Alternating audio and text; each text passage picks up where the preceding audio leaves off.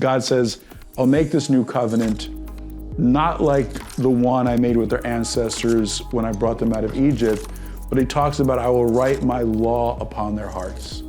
And that's one of the things, that one of the reasons why the children of Israel struggled to keep God's commandments, even the 10 commandments, was because they received those commandments on tablets of stone. God's desire was not for those commandments to be external. God wanted those commandments to be internal.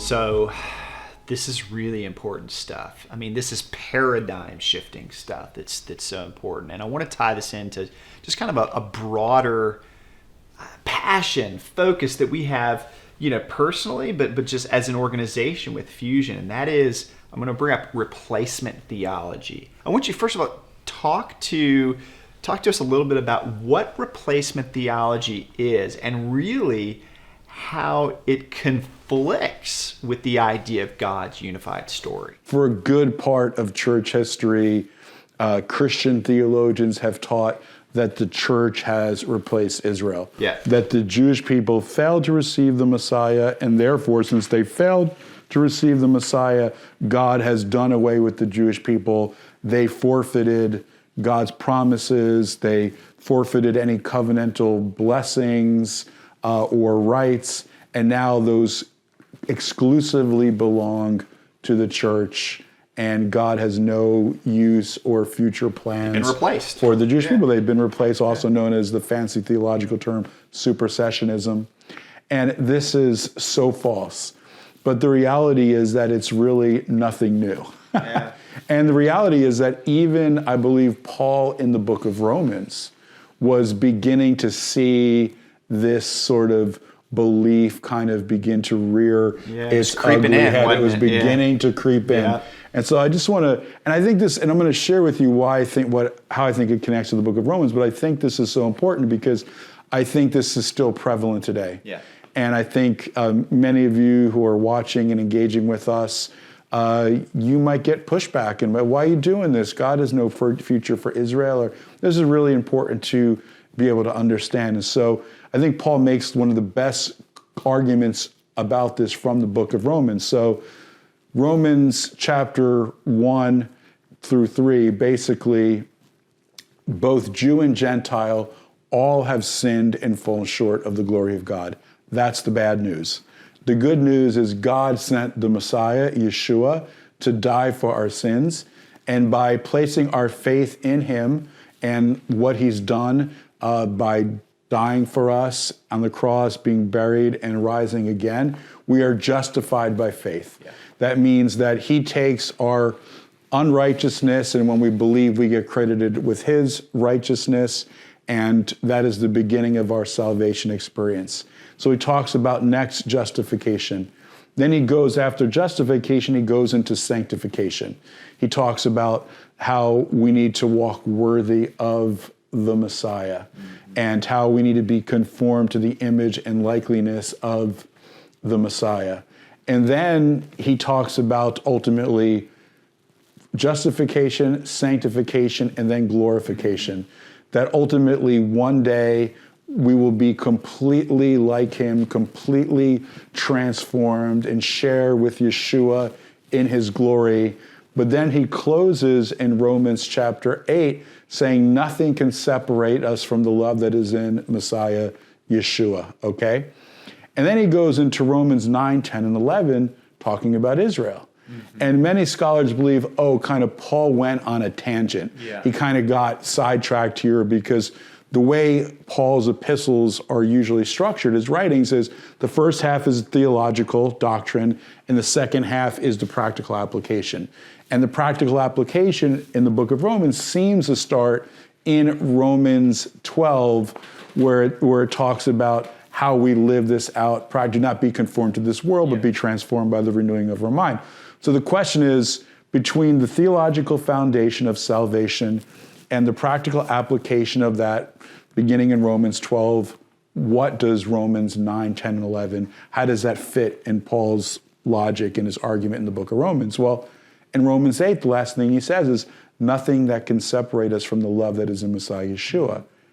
But then the question is, if nothing can separate us, what about Israel? If Israel failed and had unbelief, and God could put away Israel, couldn't he put away any believer? Couldn't he put away the church and do another plan instead? And so Paul makes this argument. Romans chapter 9 can be summarized, Israel's past riches. To them is the covenants and the Torah, adoption, the temple, and Messiah according to the flesh. Yeah.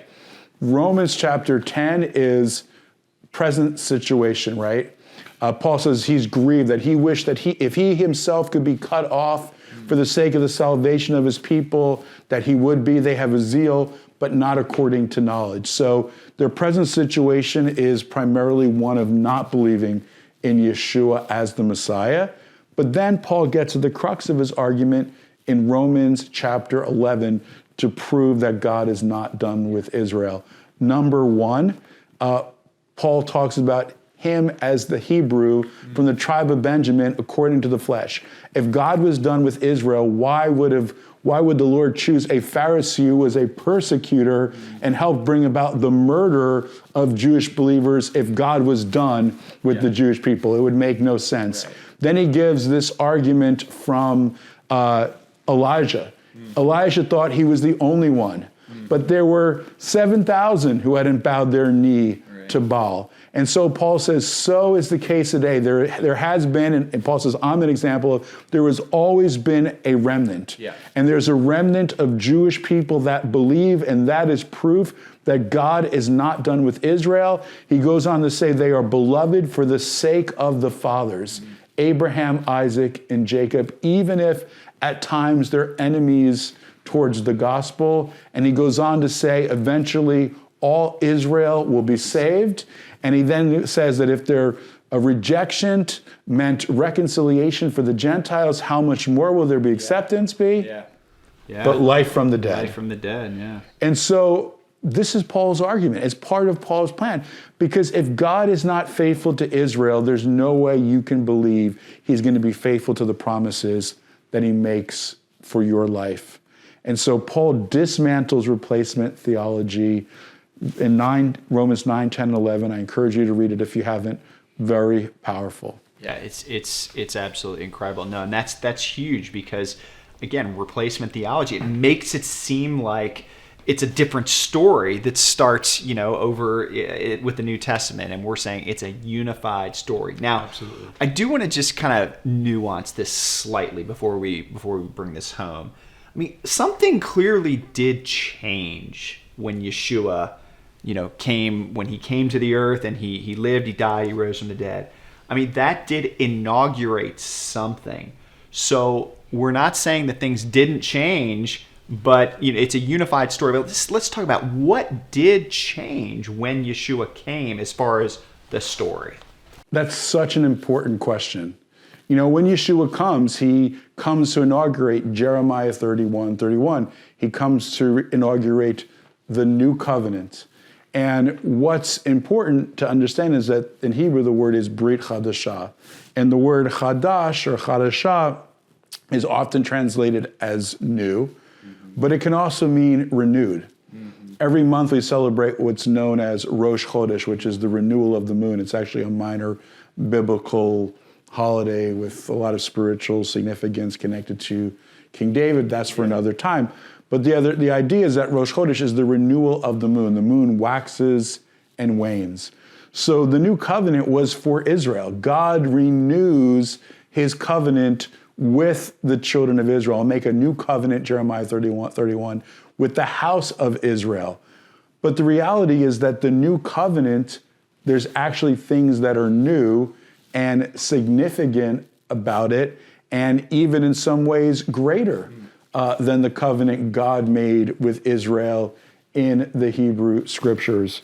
And, one of those things that's significant about the new covenant is this: God says, I'll make this new covenant not like the one I made with their ancestors when I brought them out of Egypt, but he talks about, I will write my law upon their hearts. And that's one of the things, that one of the reasons why the children of Israel struggled to keep God's commandments, even the 10 commandments, was because they received those commandments on tablets of stone. God's desire was not for those commandments to be external. God wanted those commandments to be internal. And that's part of the significance, is that part of the reason why the Spirit comes on the same day as the Torah is that it's writing His commandments on our heart, not on tablets of stone, but on our heart of flesh. So when something is external and not part of you, it's a lot harder. When something's part of who you are, part of your neshama, part of the essence of your being, it's just so much easier and life-giving. So with the new covenant, it's al livavecha. It's now upon our hearts, like God always intended it to be.